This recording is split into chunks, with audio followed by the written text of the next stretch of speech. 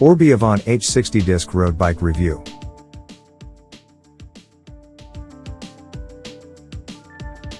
But before we start, please support us by pressing the like and subscribe button so that we can continue to provide the latest information about motorcycle and bicycle trend. Also turn on the bell button to get the latest updates. Your support means a lot to us. Thank you. Designed to offer comfort over long rides, the Orbea Avant H60 Disc fits into Orbea's range as an endurance road bike.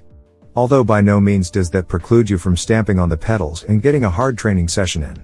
Coming with 28mm tires and room for larger, dabbling in a little light gravel certainly isn't off the cards. With a heritage which dates back to 1840, you might have thought that this Spanish brand could be the oldest bike manufacturer still going. But as Orbea was originally a gun manufacturer and only got into the bike business in 1920, that title sits instead with Bianchi, making bikes since 1885. Still, with over 100 years of experience, Orbea at least earns the vaulted position of being the second oldest bike manufacturer in the world. This is one of the high points of the bike.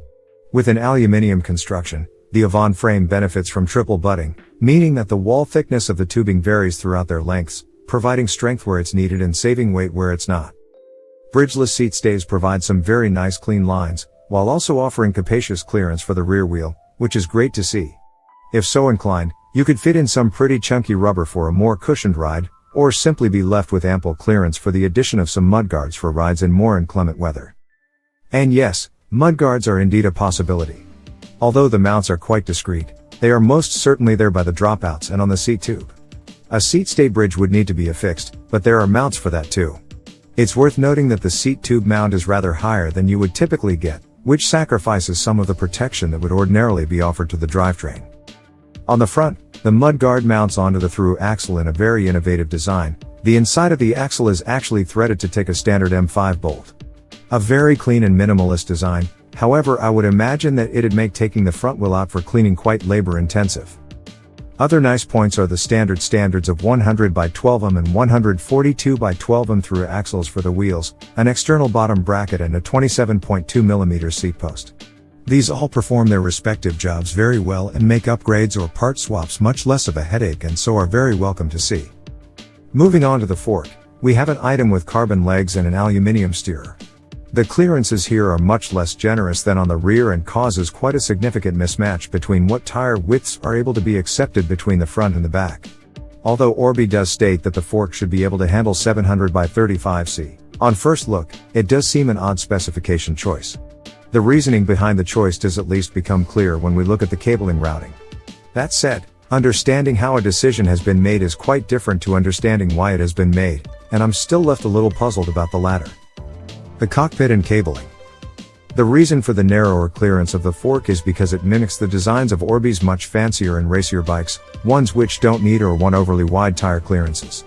And the reason this particular fork has been used is because it allows for the gear and brake cables to be routed through the head tube, providing a much more integrated setup than, as far as I'm aware, any other bike at this price point. Generally, this level of integration is only seen on the most expensive bikes looking to cheat the wind and tuck any superfluous element out of the way. To put this in context, Ribble, a brand famous for its great value and its online bike builder, which allows you to customize the spec of your bike, won't even offer this level of internal cable routing until you get to the 2,000 pound mark. However, this does mean that you can't reshuffle the spacers under the stem to get the handlebars set up at the right height. Any modifications to the stack height would require the steerer tube of the fork to be cut, meaning you can't go back if it turns out that the position you were trialing was a little too low. It also means that experimenting with stem length is a lot more expensive as you are tied to a proprietary model. And when it comes time to replace the brake and gear cables, this is an even more fiddly task than it already is with an internal cable routing system that enters at the down tube. Getting the stack and reach set correctly is something that really benefits from the ability to experiment and see what works for you. For any cyclist who is yet to elect upon their perfect position, an integrated setup is likely to be quite an impediment to getting set up in a comfortable and efficient position.